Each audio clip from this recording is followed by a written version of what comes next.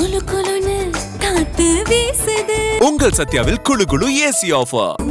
சத்யா. வணக்கம். அதிமுக தாவைக்காவுடன் கூட்டணி பேச்சுவார்த்தை நடத்தி வருவதாக காலையிலிருந்து செய்திகள் வெளியாகி கொண்டிருக்கின்றன. இந்த நிலையில் சற்று நேரத்திற்கு முன்பு அதிமுகவின் மூத்த தலைவர் KP முனுசாமி அவர்கள் பேசும் பொழுது, அதிமுக தமிழ்நாட்டில் பெரிய கட்சி, தாவைக்காவுடன் எப்பொழுதும் கூட்டணி அமைக்காது, பொய்யான செய்திகள் பரவிக்கொண்டிருக்கின்றன என்று தெளிவுபடுத்தியிருக்கிறார். அதே போன்று CV சண்முகம் அவர்களும் SP வேலுமணி அவர்களும் காலையில் சந்தித்து பேசியிருந்த நிலையில் தற்பொழுது KP முனுசாமி அவர்கள் தெரிவித்திருக்கக்கூடிய இந்த கருத்து முக்கியத்துவம் வாய்ந்ததாக பார்க்கப்படுகிறது. குறிப்பாக EPS அவர்களுடைய முடிவு என்ன என்பதுதான் தற்பொழுது அனைவரின் கேள்வியாக இருக்கிறது. தொடர்ந்து இரண்டு வேறு மாறுபட்ட கருத்துக்கள் தொடர்ந்து இரண்டு கட்சி தலைவர்கள் தொடர்ந்து தெரிவித்து வருகிறார்கள்.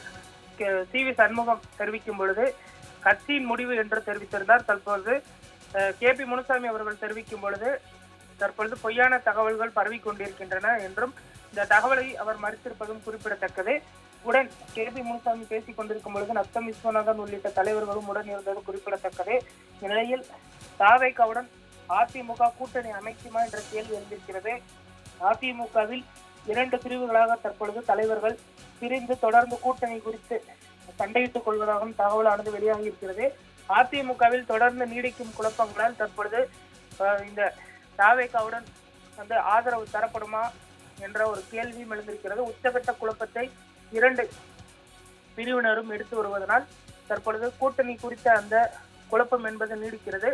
அதிமுகவின் பொதுச் செயலாளரும் அதே போன்று EPS அவர்கள் இது குறித்த ஒரு தெளிவான நிலைப்பாடை விரைவில் அறிவிக்க வேண்டும் என்று அதிமுகவின் தொண்டர்கள் எதிர்பார்க்கிறார்கள். ஆனால் அதிமுக தற்பொழுது வரை எந்த ஒரு கருத்தையும் தெரிவிக்காமல் அமைதி காத்து வருவது குறிப்பிடத்தக்கது. KP முனுசாமி ஒரு கருத்தையும் CV சண்முகம் மற்றொரு கருத்தையும் தொடர்ந்து தெரிவிப்பது கட்சிக்குள் குழப்பம் நீடிப்பதை வெளிச்சம் போட்டி காட்டியிருக்கிறது.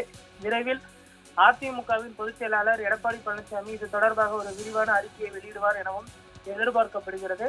இந்த நிலையில் SP வேலுமணி அவர்களும் CV சண்முகம் அவர்களும் தாவேக்காவில் பங்கெடுத்து போதிய அமைச்சரவை பெறலாம் என்றும், மற்றொரு பிரிவினர் வெளியிலிருந்து ஆதரவு தரலாம் என்றும் தற்பொழுது கருத்துக்களை தொடர்ந்து முன்வைத்து வருவது குறிப்பிடத்தக்கது.